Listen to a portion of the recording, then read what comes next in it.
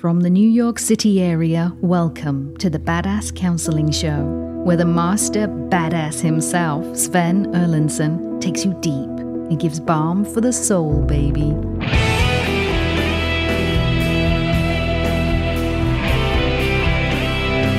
Hello, you hardcore badass folk. I'm Sven Erlandson. Who are you today? What are you doing today? Are you cleaning the garage? It's about time you clean that damn thing. Are you out on your horse today? Are you making the long-haul drive across the United States or perhaps up the west coast of Canada? Beautiful Canada. It's great to have you here, whether you are tuning in from Perth, Pretoria, Punxsutawney, Pewaukee, or someplace in Canada that starts with the letter P and all points in the UK that start with P. It's great to have you here. You, all the followers, it's just such a treat to be able to spend time with you each week. I'm joined in studio by Casey over there in the booth. You can't see her, I can. Her head is down. I'm not sure why. And Rob is sitting right next to me. Rocket Rob, what say ye? I'm up. You know, your followers and I listen along, and we learn from other people. And I have to tell you, sometimes I cry. Yeah? What is it usually that gets you crying in the cases of the show, Rob? When we hear something that resonates with our own experience, at least for me, I do have a reaction to it. Yeah, isn't that true? You know, those great words by C.S. Lewis. We read to know that we are not alone. Same way with radio, same way with great music, etc. So, Rob, we've got two really fascinating folks on the show today. We've got one dealing with an 86-year-old mother that it seems she wants to hate her, but how do you hate an 86-year-old person? We've got another who's a high achiever and a stepdad who sexually molested her sisters and struggling with not knowing if she did with herself. And why is her job so important? So tell us first about Paulie, Rob. All right. Paulie did say she thinks her job is way too important and defines who she is. She says, I've always been a driven person. This comes from not being able to rely on her divorced parents. Mom was uninterested in providing very much. She was busy falling in love with her stepfather. My dad, she said, would give me the shirt off his back, but was so fucking critical and condescending that I was highly motivated to overperform academically, personally, and so on. I paid for all my college myself, bought a house with my husband at age 21, have had a successful career. I was an assistant principal, wanted to advance, but a 6-year process of application and rejection threw me into a tailspin. I would suddenly cry at work. I would doubt myself. When I would ask my supervisor for help with all this, she said, leaders just know what to do. This caused our professional relationship to become toxic, so I quit, took a temporary position. Suddenly, I'm reduced to feeling very little, scared and fearful I won't be able to find another job. I've done lots of work and therapy on it, but I still haven't gotten to the issue. A lot of negative self-talk sounds like my dad, who molested my 2 half-sisters. He was their stepfather, but I don't have any memories of abuse. But when I hear women on your show talking about sexual abuse, I find myself crying uncontrollably. When I think about my childhood, I have an overwhelming and excruciating feeling of shame. I'm looking to escape that pain, the shame, and the fear. I would so appreciate your help. Paulie, welcome to the show. Thanks, Sven. It's great to have you here. I appreciate you coming on. A couple of things right out of the gate before we dive into the heaviest sort of meat of it all. As a person whose mother was an educator, and I get teary-eyed. You talk about what tears you up. I get teary-eyed around people who give their lives in service, and there is no profession that I respect more than teaching and educators and principals. Even though I spent too much time in the vice principal's office, I thank you for your work. I do. So thanks for being on the show.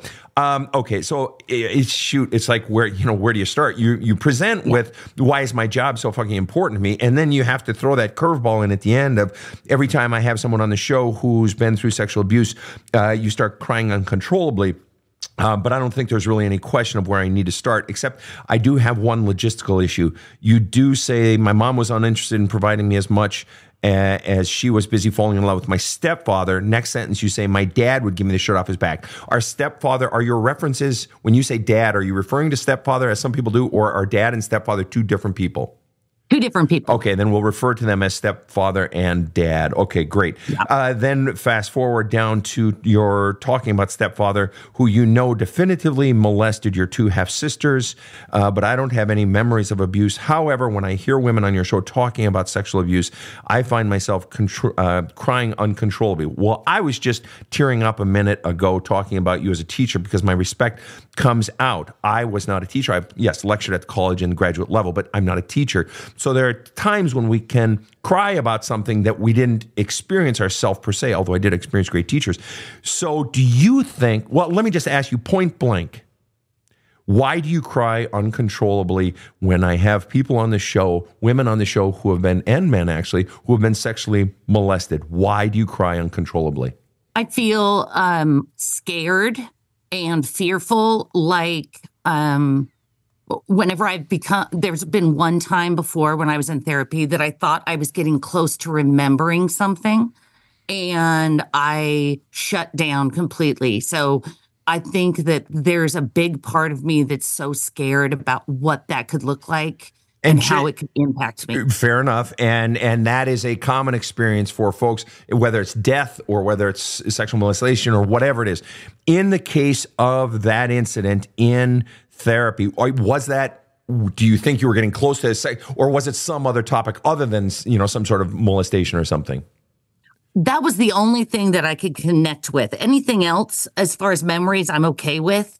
But anytime it comes to, in that case, what it felt like was that I was going to remember something. And my dad was still alive, and we still saw each other. I was his only child. So there was a lot of complicating factors with that, which I think also helps just smash it down. Why would there be a complicating issue with your dad about you perhaps remembering memories of sexual molestation by your stepdad? Above all else, What is it? It's getting confusing. My dad was their stepdad. So my dad was the one that did the molesting of my half-sisters. Oh, my. Yes. Oh, yes. Wow. And they always thought that, because you're his real child, his real daughter, that he wouldn't have done that. Mm-hmm. How does that feel? Wait. What does that feel like on inside of you or on your skin when you hear that? What goes on inside of yourself, other than perhaps feeling injustice that they're sort of making you feel bad?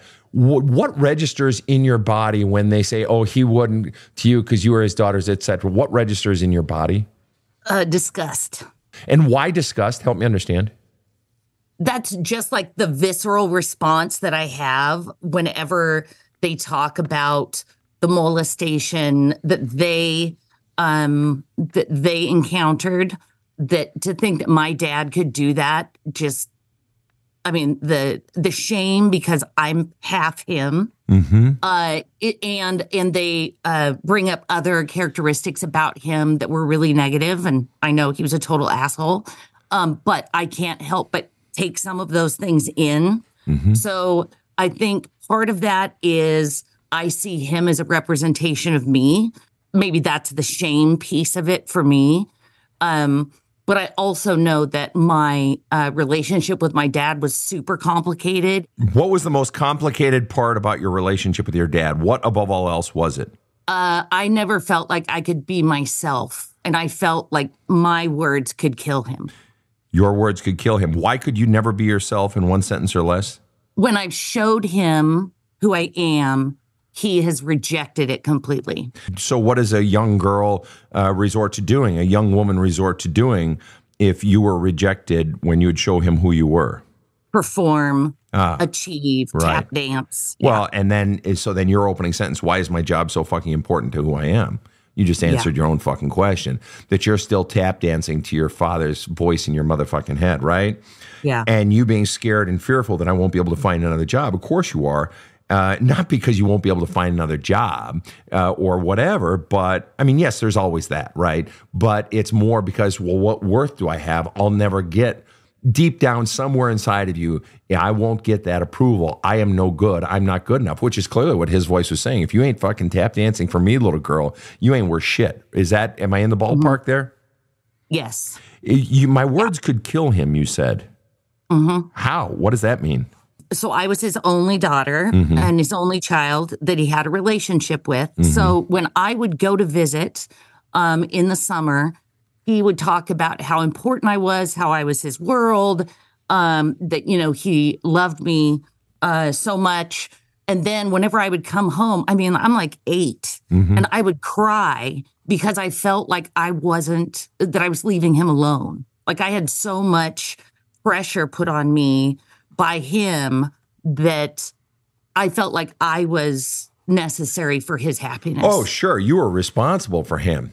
On a little 8-year-old girl, not just his happiness, but staying alive. You were his lifeline and so forth. So then if he actually did molest you, I mean, what a horrible thing. You'd be killing your father by even allowing yourself to admit that. This is going to sound crazy. This is going to sound, but it's coming from an honest place. As you think about the idea of you potentially having been sexually molested by your father, if he molested your 2 half-sisters, on one hand, there could be a logical argument built that, is it that unreasonable to assume that he molested the third? There is that other factor that you were, quote unquote, his daughter, so to speak. And so, maybe that puts you in a different category. Clearly your half-sisters think so. Let me ask you, as you think about the notion of your father having molested you possibly, what % for you personally, no one else, not your half-sisters, not me, not your mother, no one else, for you personally, what do you believe the % likelihood is that you were sexually molested by your father? I would say 60%. What makes you say 60%? Because I do try to game everything out, like figure out all the different percentages and the pros and cons of everything, like hypervigilance.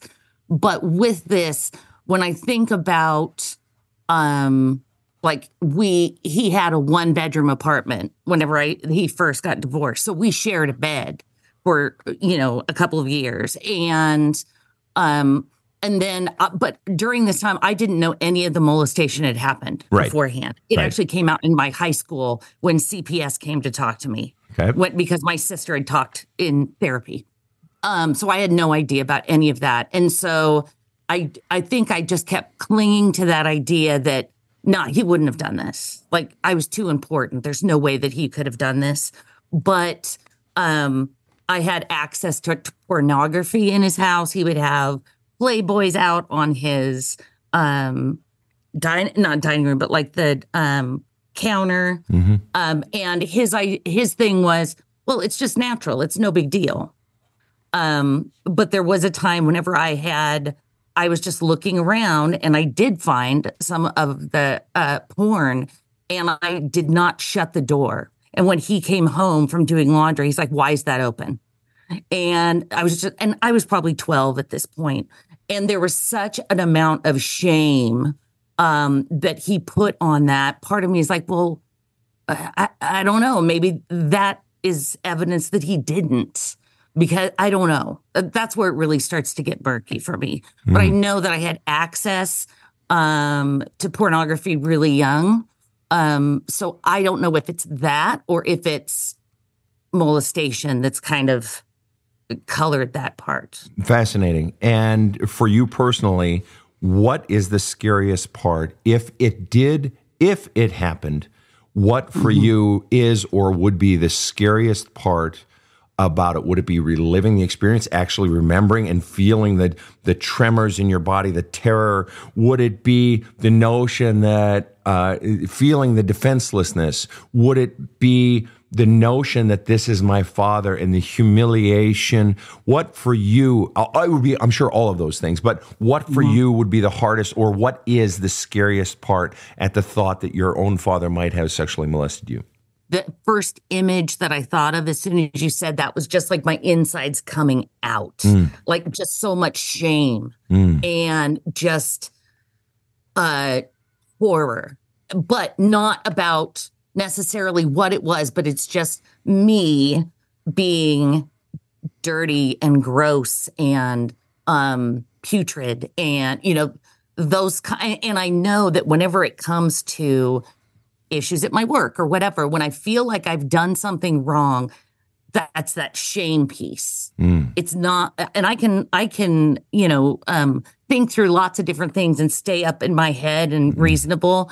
But when it comes to something that feels authoritarian, like my boss, right? And when I'm disappointing my boss, or I think I've done something wrong, I get that shame piece and I feel really small and just disgusting. Let me ask you, did your father do anything else other than the sexual aspect, that is unfortunately the effect it has on a child, even though the child, as you know better than anyone, is completely innocent and is not dirty or disgusting. You know that. Right. You've had children in your work. Of course, you've dealt with that. Is there anything else in your father's raising of you that made you feel ashamed of yourself? Running with the idea of shame, sort of setting the sexual molestation aside because we don't know if it happened. Right. And unfortunately, because of this medium, we just don't have the ability to go that deeply into it, time constraints. But is there anything else in your existence that made you feel shame about yourself other than the fact of what you said at the very beginning? That basically I could never be myself. Where's the shame coming from is what I'm wondering. So I remember in college, I had done a speech that I thought was really well written. And it was about, JFK and how I thought it was a different kind of perspective. And my dad was naval, just as an aside. So I read him this speech I'm going to give. And I'm probably 23, 24 at this point. And when I'm all done, there's a beat. And he goes, that's about the stupidest goddamn thing I've ever heard. Unbelievable. So on one hand, I'm straight A student, summa cum laude. Like, he can't get enough of fawning over me and telling me what a great, smart girl I am. And then on the other hand, it's like, but you're a fucking idiot. Wow. And so I'm going to ask you, you've likely heard me ask this question before, but have you ever in your life hated yourself? Yeah. Okay.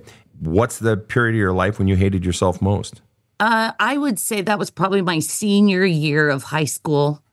It was when, I'd been told all my life, hey, if you can do it, and this kind of ties in with my job, I think, if it is to be, it's up to me, right? So, you work hard, you can go to any college you want to. So I worked really hard. And then that was where it kind of crashed down, where my mom wouldn't take out loans for me. I only had, I did not have a lot of savings. And so then that was the first time that I realized I couldn't rely on myself because I couldn't rely on my parents. And so really when you were 17 years old, what percent did you hate yourself, roughly? I'd say 80%. And percent you hate yourself now, if at all? I would say probably more like 15%. And earliest you recall hating yourself? Actually, like 3 years old. Wow. And to the best of your recollection, percent you recall hating yourself at 3 years old? Spitballing. I would 80%, I would say. 80% at 3 years old. Yeah. How, and I believe you 2,000%, but I have to ask, how does a 3-year-old end up hating herself 80%? So I was really caught in between my dad and my half brother and sisters. So like my dad would say, hey, there's no money for school clothes. And then he would build me a new playhouse. Or he would, I remember this vividly. I went up to my brother and threw dirt in his eye just because I was a little brat. I'm 11 years younger, right? I was just a shit. And then, so he threw it back at me. Uh-huh. I went and told my dad, and then my dad chased him around the outside of the house, throwing rocks at him. Oh, good like Lord. A full-grown man, right? So I knew that the power that I had in my home was way out of balance. I think my my half brother and sisters really resented me for that. But why did you hate yourself at 3 years old 80%? I think because I knew he was part of me and that I was part of him. And even at that point, I remember I got startled by something and I went up into his arms. I was scared. And he said he loved me. And I said, but I don't love you. And he was like, wait, what? And I said, I love you too. So I could see, and he was an alcoholic, and he was just rage personified. So I could see what an awful person he was for my family. I knew that I was part of that because I was part of him. And so I felt like I was really stuck between having to be loyal to this awful monster and not really being seen for like who I was as a person. Because I was little. And so you hated yourself then because why? In one sentence, boil it down for me. I didn't feel loved and accepted by my family. And how did it then turn to hate? I felt like I was stuck in the middle and I was like him. And because I hated him and he was part of me, I hated myself. Why did you hate your father at age 3 in one sentence or less? The way he treated the rest of my family. And what does it feel like to say that? To say, I mean, even now, obviously you said it to him, I don't love you. And then you change your mind quickly. But what does it feel like to say that I hated him? It's been a while since his death. Mm-hmm. And I've not mourned him, like not missed him. He was set, this was after we had kids, and he was set to move up here. Mm-hmm. And I didn't want him to come. I didn't want him around my kids. Mm-hmm. I didn't want his constant stress, but I couldn't tell him that. Like, I felt like if I told him that it would kill him. And so, so his life was more important than your life, but you didn't answer the question. How does it feel to say I hated him? Normal or and comfortable. Comfortable. Yeah. And the reason it feels comfortable is why? I've hated my dad for a long time. Well, clearly, since age 3. Yeah. Right. And in one sentence, and yet isn't it ironic that you've spent your whole life trying to get his approval, trying to get his acceptance by achieving, and then maybe... And so let me ask you then the obvious question. What do you still want from your father? Yes, I'm aware he's dead. What do you still want from your father? It doesn't feel like acceptance. It doesn't feel like That's approval. Fair. What does it feel like? What do you want? Find the words. You're a smart cookie. Use that big brain of yours. What is it you most want from your father? I guess it is approval for who I am. Why did you say it's not? It doesn't feel like approval. It's okay that you did. Why did you open with it doesn't feel like acceptance? It doesn't feel like approval. And then as you felt it a bit more, I guess it is approval. Why do you think you said initially it's not approval? I don't connect it directly to him, but what I want is the approval of my bosses and authority, and that's my dad, right? Like that. Right. I mean, that's the obvious way. And because if you have that approval, whether from them or particularly from dad, if you have that approval, then what? If you finally got the approval of this man who you hated when you were 3 years old and have hated most of your life, if you finally got the approval of this man who is, for better or for worse, a part of me, or was, or whatever, if you finally got that approval, then what? I think I would finally feel like I belong.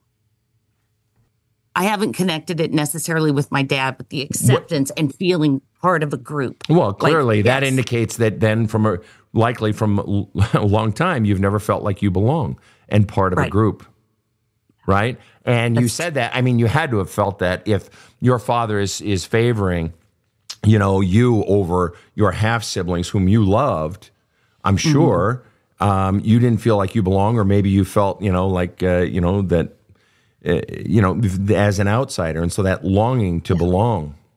And so if I belonged, then what? What would you feel? Love. If you felt love, then what? Seen, accepted for who I am, not what I do. So let me ask you the obvious question then. Who are you that isn't what you do? Above all else, who are you? Right? I'm caring. I take care of others. I manage situations. Well, then let me ask you this. What's the biggest thing about yourself that you've hidden most of your life? I think my heart, I'll put it out there too quickly, and then I get hurt because I get rejected. So I'm so desperate to connect with people and want to be like wanted, right? Like connect, right? And then so I just like barf it all out, and then people are like, "Whoa, that's way too much, way too soon." Right, and the fear is that if I don't do it soon enough, or if I just so desperately want it, I'll do it right away. Please tell me you love me. Please tell me you love me. Yeah. And so let me ask you, Paulie, before we go to break, let me ask you one last question, and it's simply this. What's the single biggest question that you are most wrestling with in your life right now? What if I can't get another job? Okay. Let me ask you this question then. Yeah. What if you can't get another job? Then what? What happens inside of you or in your life or in your finances? Or what is it you fear the very most about if you can't get another job? Feeling like a loser because I couldn't do it. Feeling like a loser. And if you felt like a loser, then what? I would feel like I couldn't do it. There was something about me that was wrong or deficient, and I couldn't get the job. Something wrong about me and that I couldn't. Okay. And if you felt like a loser and then felt there's something wrong with about me and I couldn't, if that happened, then what? I mean, then what? Would you put the revolver in your mouth and pull the fucking trigger? Then what?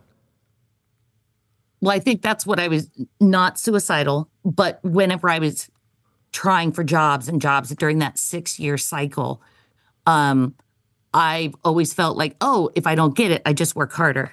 Mm-hmm. And so I would work harder and spin more wheels, and then it still wasn't working. So then I was like, okay, I can't perform my way out of this. I'm not as good as I thought I was. There's something wrong with me. Like, I've had this weird belief. I remember telling a therapist that it's like, I figure if I wanted to, I could be an astronaut right now. I'm in my 30s, but if I worked hard enough, I could be an astronaut. Mm-hmm. And she kind of laughed. I'm like, no, I'm dead serious. Like, if I really wanted something, I feel like everything that I can just perform my way into something. So then if there's a job or something that I can't perform my way into, it's not, oh, maybe that wasn't the right job for me. It's that I'm not good enough to be able to do that. And that I'm not good enough leads into there's something wrong about me and so forth. Just out of curiosity, just out of idle curiosity, what is the single biggest thing that's wrong with you, Paulie? What's wrong with you? I mean, if you're convinced that something's wrong with you, I'm just curious what it is. That I care, that I connect my self-worth with what I can do in my job. Like, I feel like... Yeah, no, I got that. I was just curious. Yeah. You're talking about, gee, there must be something wrong with me if I don't get this job, if I don't get that job. And I'm just curious what the wrong is that might be wrong with you. So I'm not getting it. Yeah. You seem sweet. You seem kind. You're obviously intelligent. You have a grit and a go-getter like few people have. So I'm just wondering what the hell is wrong with you? What are you? You're so convinced that there must be something wrong with you. What if there's nothing wrong with you? What the hell is, what if you don't get the job and there's nothing wrong with you? Then how do you explain it? I mean, I know that in your position as a vice principal, you've been part of hiring processes of people, and so on and so forth. Is it possible to have two best candidates for a job? Yeah. Yeah. Yep. Of course. Yeah. You've been on that side of it, right? And so I'm not hearing you really telling. Yes, I agree that you have so much self-worth tied up in your doing. I agree. But that's not something innately wrong with you. That's because of the external programming of father. And we haven't even touched on mom today in that fucking role. Oh, yeah. But I'm not hearing what's innately wrong with you. What is wrong with you, Paulie? What's your fucking problem that you're so convinced is there? Because I'm not hearing it. I think it's that external measure of success. Like, oh, this means, when you reach this level, that means you're good or you're skilled or whatever, even though I know I am. Yeah. But yeah. And just out of curiosity, what percent, I know it's a silly, trivial question, but what percent do you love you? Genuinely love who you are. Just calm the fuck down for a second and answer the question. What percent do you love you, Paulie? Be really deep, be honest, just feel it in your soul. What percent do you love you? I'd say 95%. Fucking A right. It's not a goddamn thing wrong with you. It's bullshit. It's been bullshit the whole time. You were taught to hate yourself at age 3 years old. There wasn't. You, a professional educator, you should know better than anyone. And I know you do know better than anyone. There ain't nothing a 3-year-old, or for that matter, much a 13-year-old could do to hate themselves 80%. Yeah, I don't think so.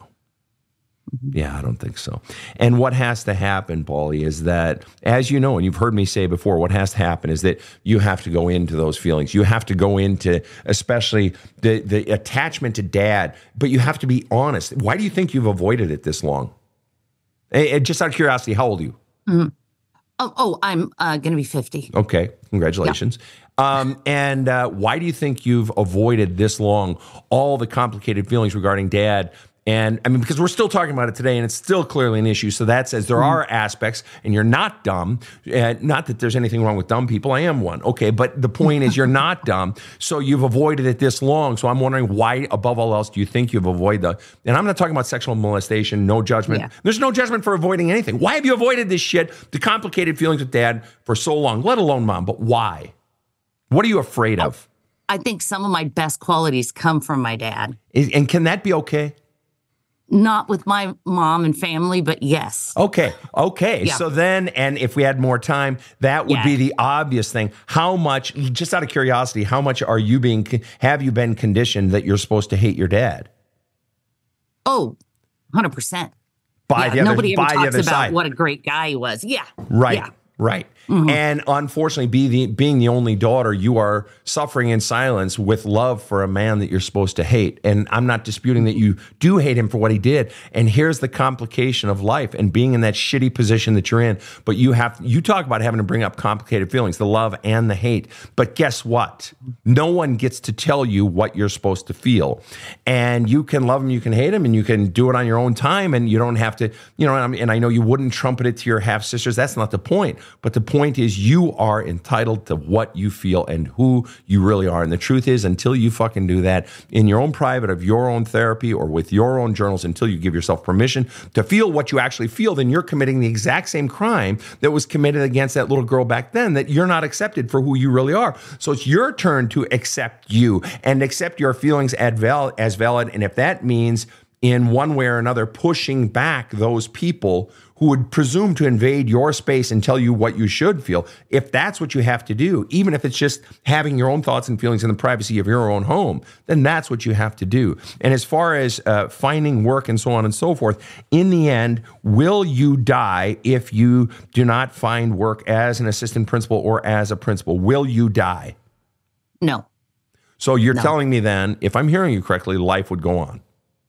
Yes. You would adjust. Yes. Exactly.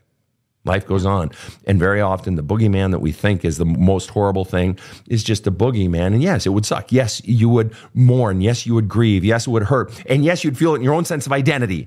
Yes, all those things. But in the end, life goes on. And that happiness and beauty and peace would beckon to you in some new direction. And you are holding on to something very tightly because you believe that is the only thing that can make me happy, and it ain't. And that's where the beauty of life steps in. Paulie, I want to thank you for coming on to the show. I want to invite you to come back if you'd like at the end. You've been an amazing guest. Thank you so much for being on. Thanks, Sven. You betcha. And we will be right back after this short break. I've been doing some real healing work in my life, and I mean hardcore. But I've been craving something new to level up. A friend of mine told me about this badass counselor. I gotta admit, I rolled my eyes. Then I watched a few of his videos, and yes, this is the guy. I went and got his audiobook, Badass Wisdom. Holy shit. Absolute ass-kicking, inspiring, deep, powerful shit, period.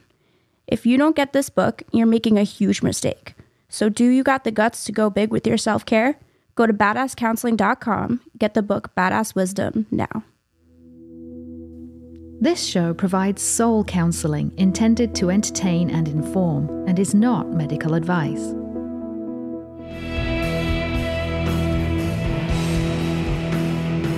Now, back to the badass.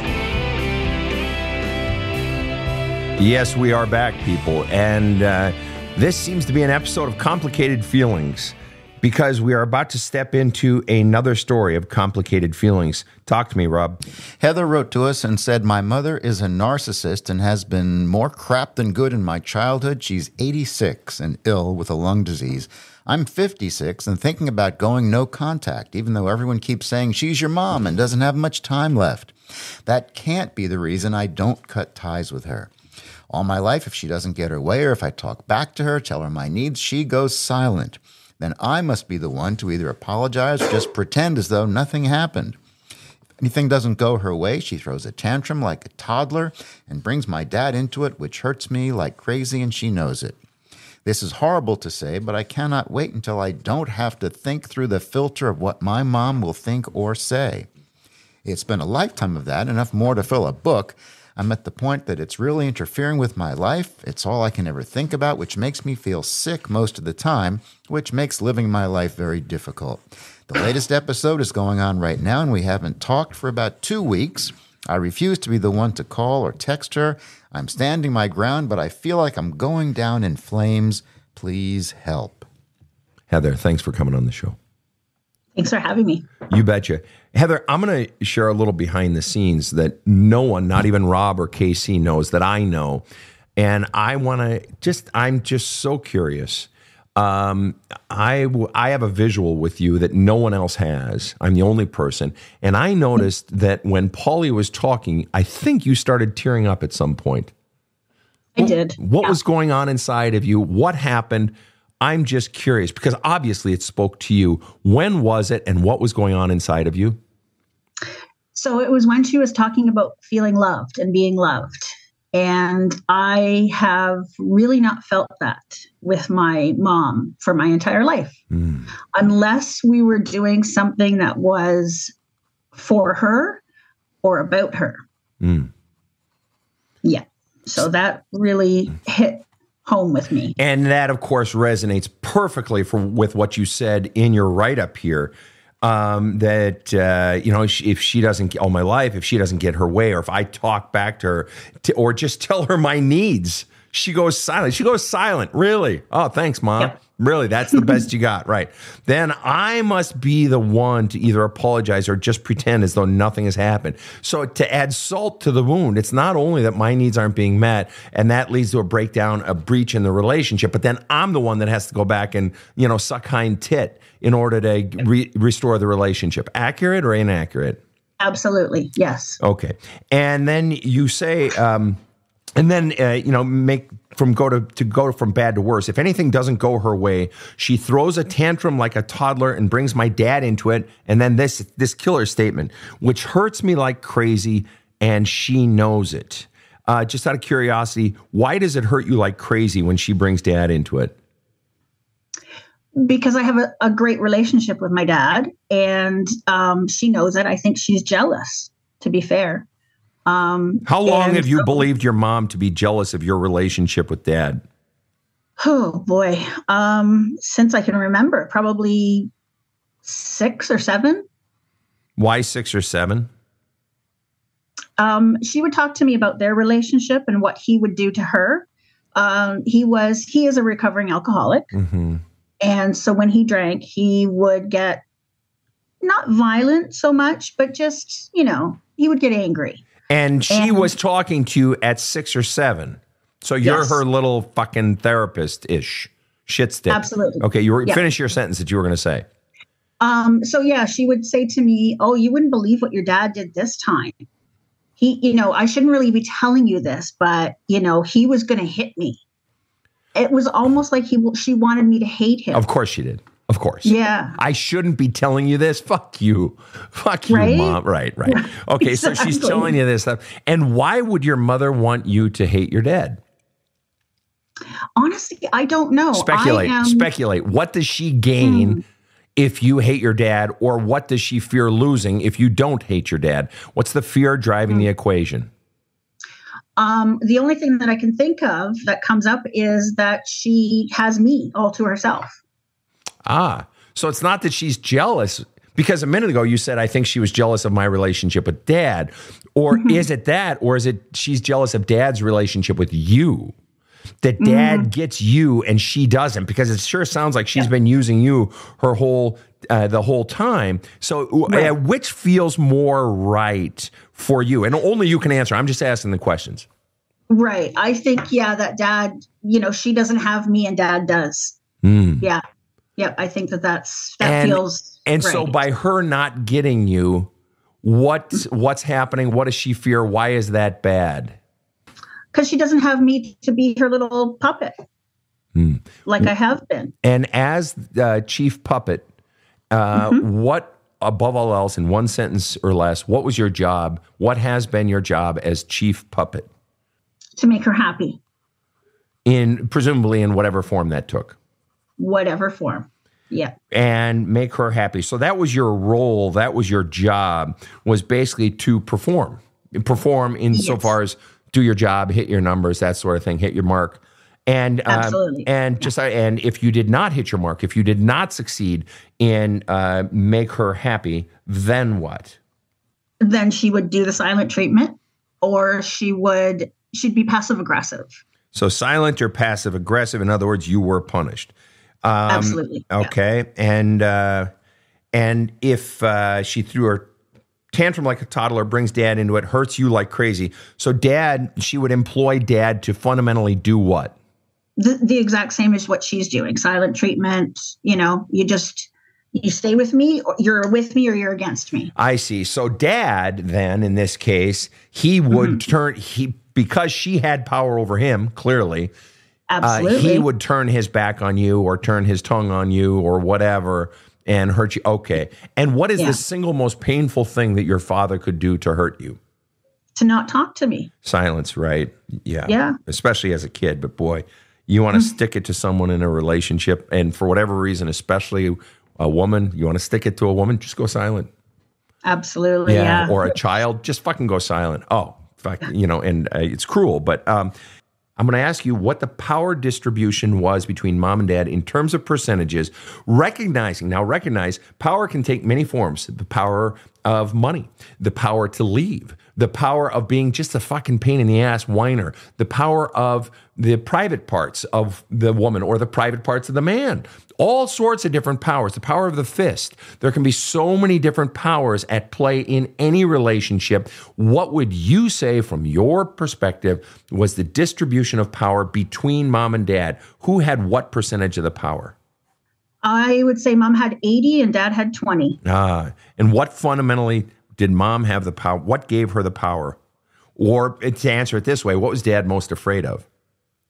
Losing her. And if he lost her, then what? He wouldn't have anyone. I see. Mm-hmm. So he feared losing her. Well, wouldn't he have you? Absolutely. Yeah, for sure. But I don't think that was enough for him, maybe. And what above all else did she provide to him in his brain as you see it?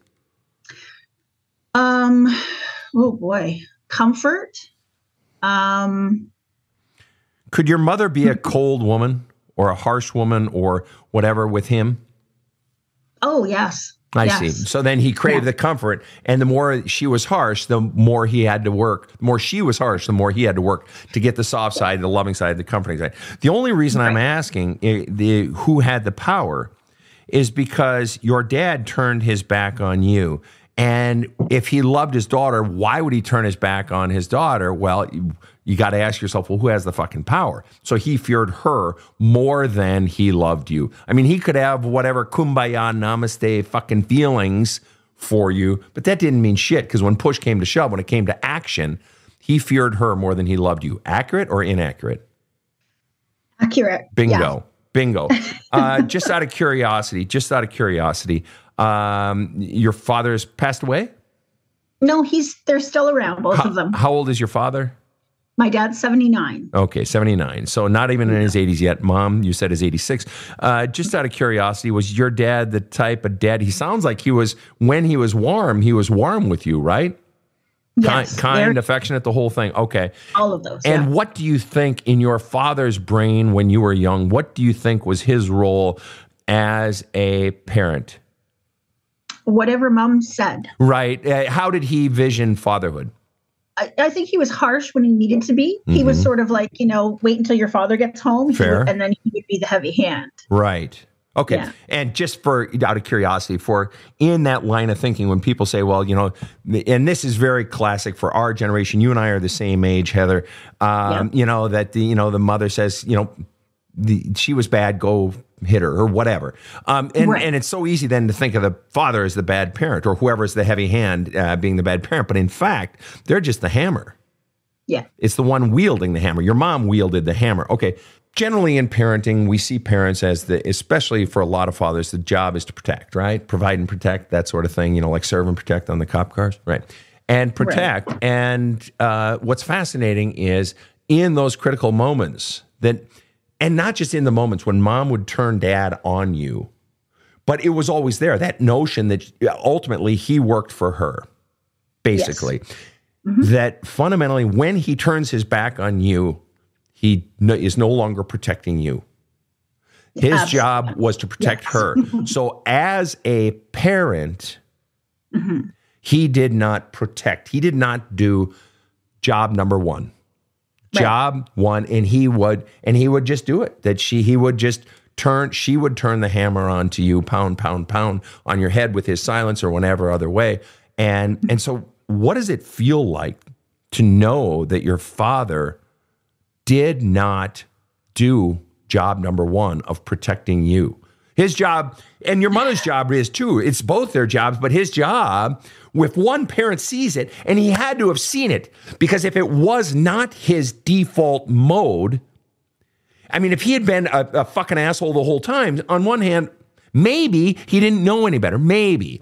But the fact that he was nice in the times when she wasn't turning the hammer onto you, him, the hammer, implies that he knew better. He knew he wanted to treat you better. All right. So he knows, and he is choosing to not protect you. What does it feel like to know that your father made the choice time and again to not protect you, but in fact to turn on you, to weaponize himself against you? What does that feel like? Give me a feeling word, please, Heather. Very hurtful. Give me another feeling word. I love that one. Give me another feeling word. What are you feeling as you feel that, as you think that? Sad. What's bad. Sad, bad, beautiful. What's the saddest part? That I never really thought of it, that he didn't do that. I just always put my dad on a pedestal. And to know that he chose that, or to think that he even chose that, really hurts. It hurts me. What hurts the most about that? To bring that dad off the pedestal, and that he turned his back on you, and in fact turned against you and did not protect you. What does that feel like? What's the hardest part about that? That he made that choice. That I wasn't first. There you go. That I wasn't first. I wasn't important enough, even to my beloved father. And I ain't saying your mom is some sweet, innocent fucking flower. I ain't saying that. But if you know my shit, you know it well enough to know that very often, if there is an ogre parent, the other one can bask in the shadow of the ogre parent. Because as long as I'm, no matter what I do, I'm still not as bad as the ogre.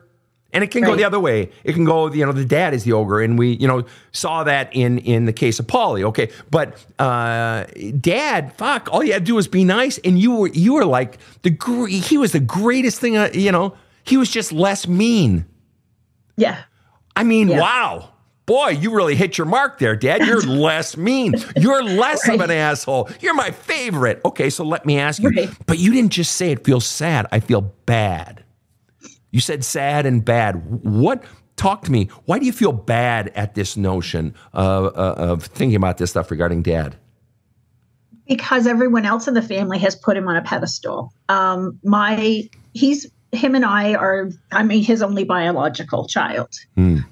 There are 5 other children that my mom had with another man, and then she met my dad. And we in the family, because he was 21 when he met her and got married, and they had the 5 children, and he just took them all on. And then they had me. So in our family, Dad's the greatest. Dad's awesome. He's always there for everybody. And that's so true. It is. I don't doubt that. But let me ask you, even if you never said any of this to anyone else, well, you can. You don't have to. Who gives a shit? That's up to you. And I support you, whichever you choose. There's an argument either way. But my question to you is, what's the price of you saying, of admitting, at least to yourself, Dad was a fucking asshole? Fuck him. His job was to fucking protect me. First of all, it's not my job to pour love into the love cup of a parent. That's an inversion of the equation. So first of all, I'm doing that, and he ain't protecting me, but worse, he's allowing himself, he's choosing to weaponize himself against me, the very person he claims love. Oh, thanks for that fucking definition of love. So tell me, what's the price of admitting the truth for you? What really is the price for you? First of all, who gives a shit what the rest of your family says? Although you do, and I understand that, you can grieve that. But what really is the price for you of looking at the truth, feeling the truth, speaking the truth, even if only to yourself? What really is the price? That I'm alone, that there's nobody that had me, nobody carried me. That's it.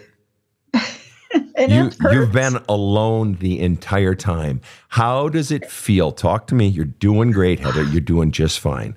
What does it feel like to know that you have been alone the entire time since you were a little girl? 6 or 7 years old, 3 years old, 10 years old. What does it feel like to now admit what really probably that 3, 7, 10, 14-year-old girl felt somewhere inside of her? What does it feel like now to feel that, to admit that, to say that? What does it feel like, Heather? In some ways it feels relieving. How can that feel relieving, Heather? How can it feel relieving to know you've been alone the whole time? No one had your back. In fact, the people who were supposed to have your back turned on you. How is that relieving? Because it makes a base point of where I can start from.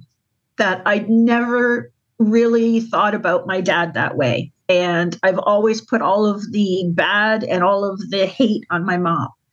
And I know that it was partly my dad. So it's a bit of a relief in that I've said that. Wow. I've always put all of the hate onto my mom. So then implicit in that statement is, boy, there's hate that belongs in the direction of my dad.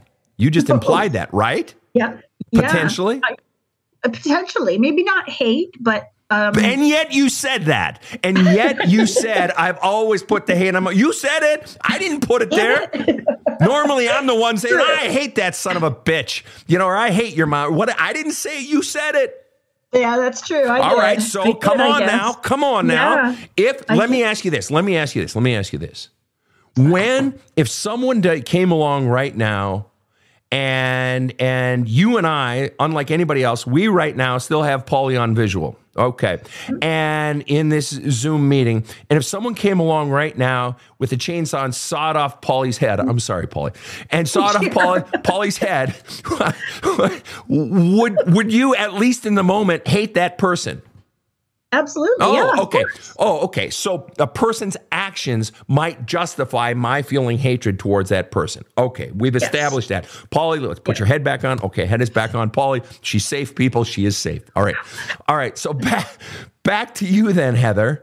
Your father showed you love, and yet in critical moments would turn on you, turn his back, go silent on you, and also turn on you. And even by turning his back, he's weaponizing himself against you, even if he's going silent. Okay. And so, and you always knew that was there. The sword of Damocles was always over your head, that could happen at any time. Okay. So that means then that you grew up knowing that your father had it in him and would employ himself to hurt you.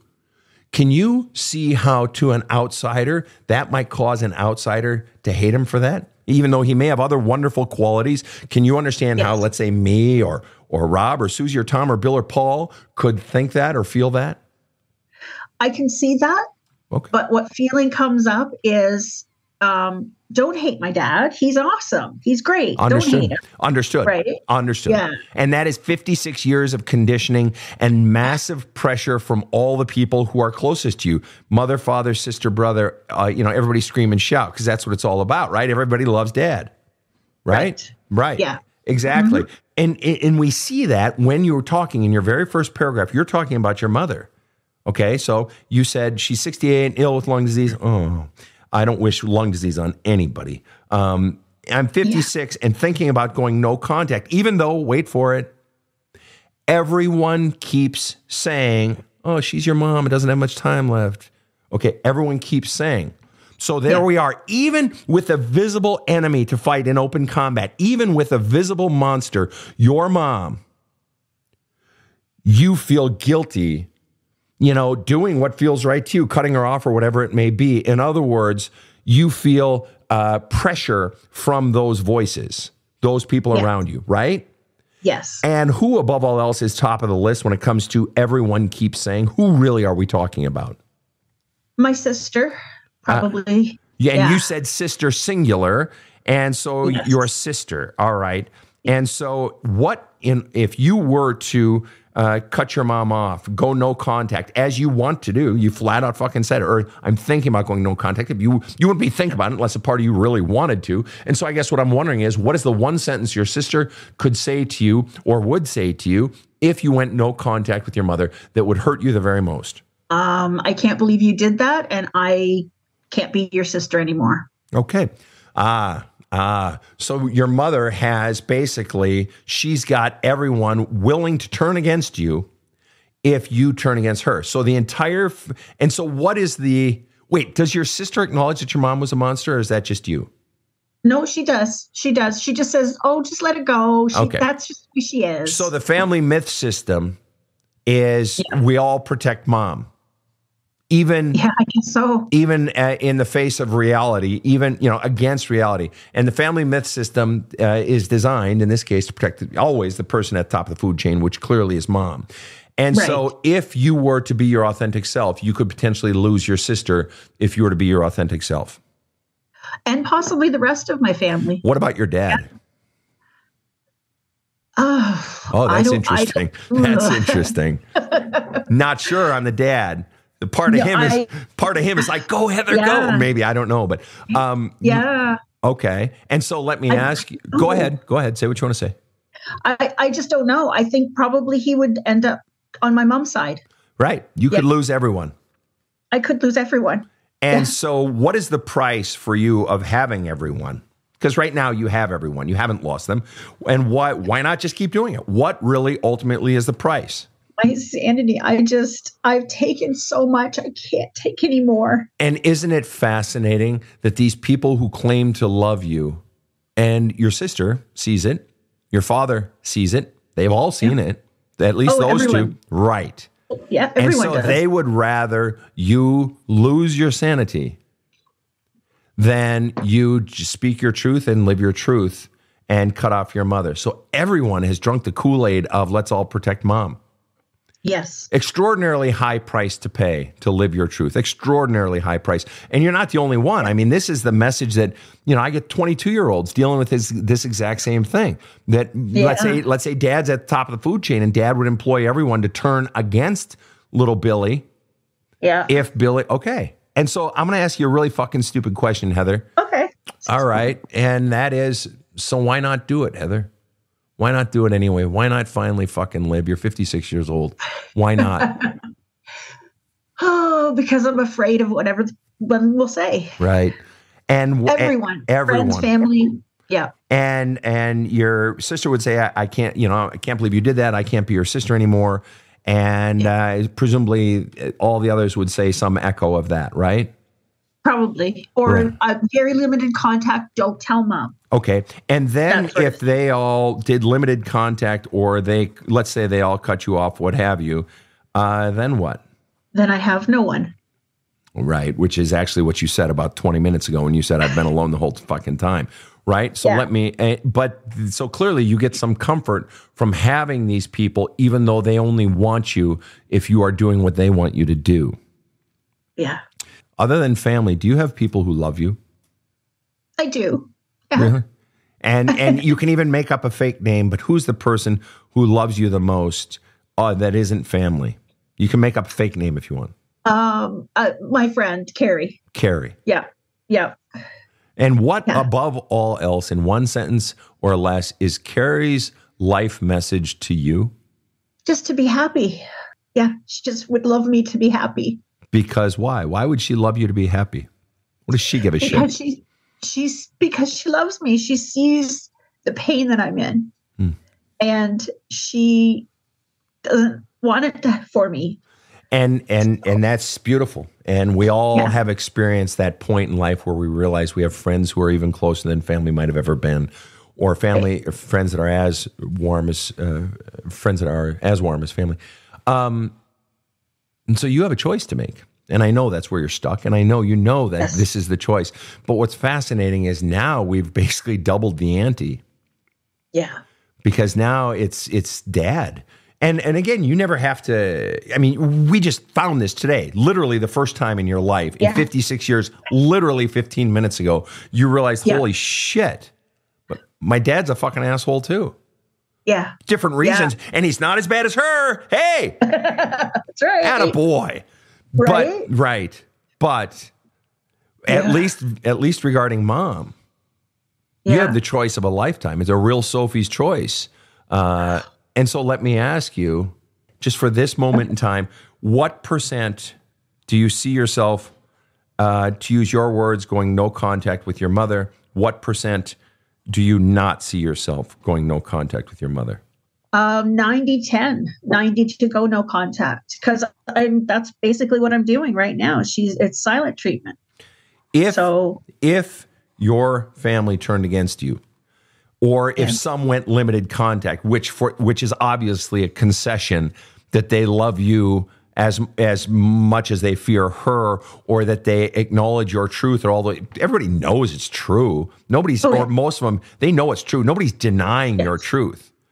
And in a way, doesn't that even make the crime worse? You motherfucking weak fuckers. You weak fucks. You're going to let me fucking, you weak fucks. I love you, but fuck you.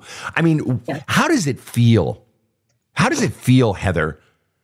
Not just to the anger you feel towards your mother, not just the extraordinary just disappointment in your father, betrayal, traitor, just what the fuck? You fucking piece of shit. I love you, Dad, but you fucking, what is it? How disappointing does it feel to know that your family is so weak that they won't back you?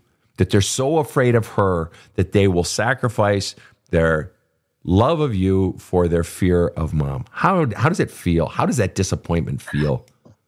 Yeah, it's horrible. It's just heartache. It's heartache. And I wonder if they know how I feel.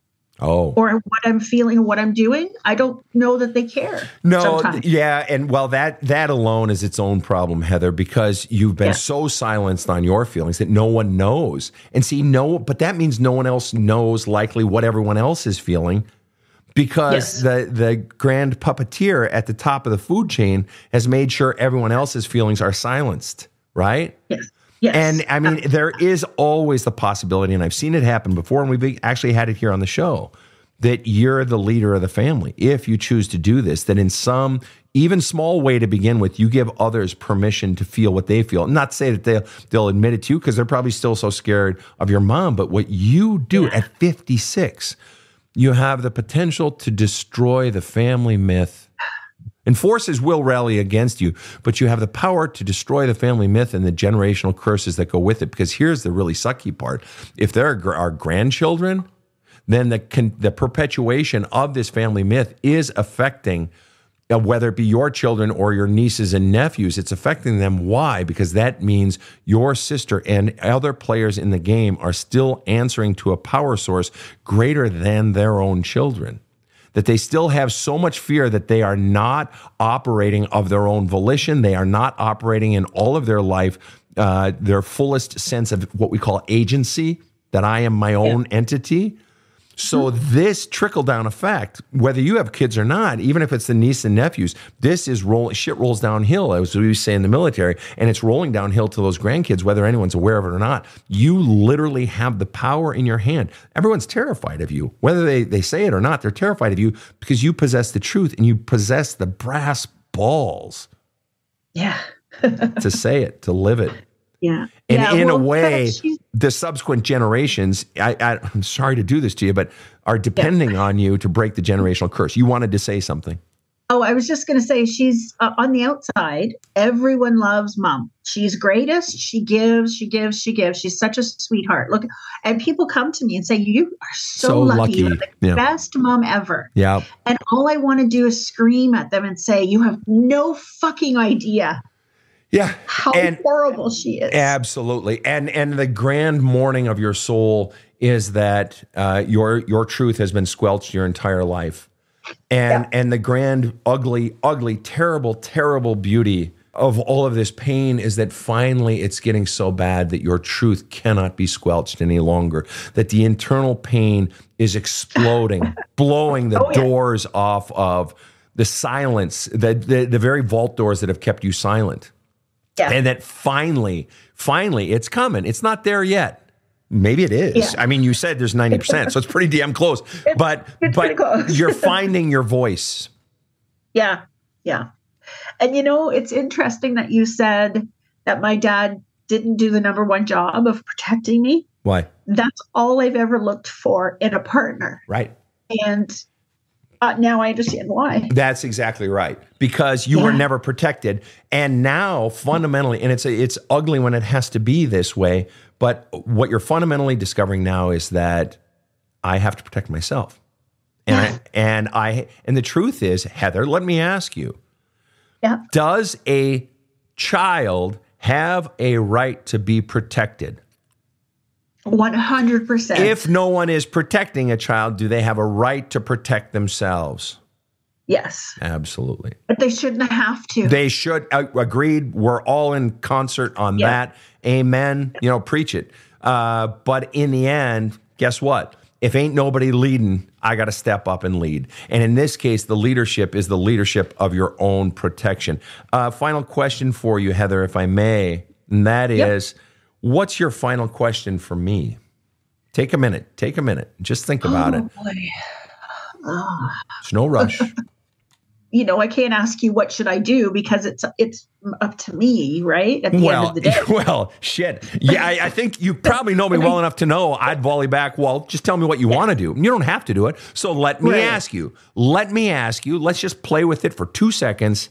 Simply this. What in this whole equation, mom, dad, sister, brother, everybody sing and shout, what do you most want to do? And again, you don't have to do it. I support you 100% whatever you choose. As long as you're not, flashing children in the park or having sex with goats, I really don't care. In fact, I'll give you a pass on the goats. But my question is this. No, Rob, you're not going to edit that out later. I know he's thinking that, but my question is this. What's that? It's in. Good. Oh, no. All right, so let me ask you, seriously, in this whole equation, what do you most want to do? I want to be done. I'm done. I'm so up to here with all of her shit that I don't want to have to deal with it anymore. And that scares the shit out of me because and then I'm going to be alone again. I can feel that. And I think part of what's happening is, I'm divorced and he was my protector and I let him go.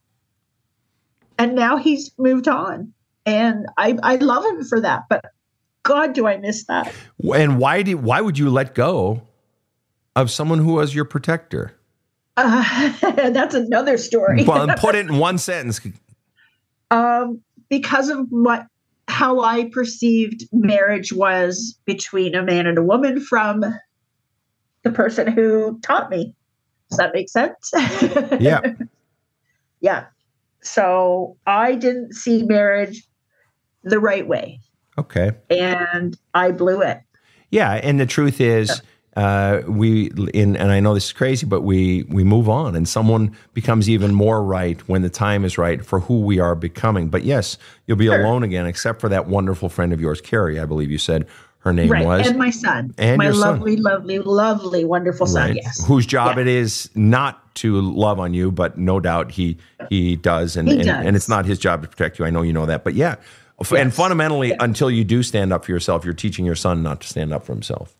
Fundamentally, you are still terrified. Yeah, you're right. I mean, let's just be fucking honest. In the movie of your life, let's say you got to go back and watch the movie of your life. I just had Steven Spielberg do a remake of the movie of your life, and it's entitled Heather. And we're all watching the movie, and then we bring you in, and you got to watch the entire life of not just seeing your mom and seeing your dad and watching it all over, but you got to see the expressions of that little girl. Because what do filmmakers do? They don't just show us the action shot, they show us the reaction shot. And you're having to watch that little girl, but Steven Spielberg's the best for a very big reason. He hires the best people. And so he hired the best casting director. And who did he cast in the role of Heather? He cast your son. So you're now sitting in that theater and you have to watch your son go through everything that you went through in your lifetime. How does it feel, Heather? It hurts. And that's not what I would want for him. Exactly. I actually tried to do the opposite. Right. But unfortunately, oftentimes the opposite of a bad can be a bad, but I'm sure it was wonderful. Yeah. I'm sure you were a great mom. But the bottom line is this, is you're perpetuating the family myth, and your fear of the truth about your mother and your fear about the truth now of your father is bleeding out onto your son in the forms of you're terrified, you're afraid. Who knows if your son feels obligated or feels the desire to protect you? I think he does. What do you think of that? I never realized that I was doing that to him. Never realized it till when? Until today. Until just now. Exactly. Yeah. The universe, your family, your son, your own soul needs you to show the world the strength that is in there. Heather, you're a fucking trip. You're amazing. God bless you. And Paulie too. You guys were just fantastic. Thank you. And do stick around, Heather, but thank you for coming on the show. Thank you so much, Heather. Thank you. Thank you very much. I appreciate everything you said. Thank you. You betcha. To all of our listeners around the world, on behalf of Rob the Rocket and KC in the booth, I am Sven Erlinson. This has been the Badass Counseling Show. Have a kick-ass day. The Badass Counseling Show is strictly copyrighted. No copies may be made without the express written consent of the Badass Counseling Show, LLC. The Badass Counseling Show is produced by Karen Camparelli and Robert H. Friedman. Executive producer Sven Erlinson. Original music by two-time Emmy Award-winning composer Trevor Morris.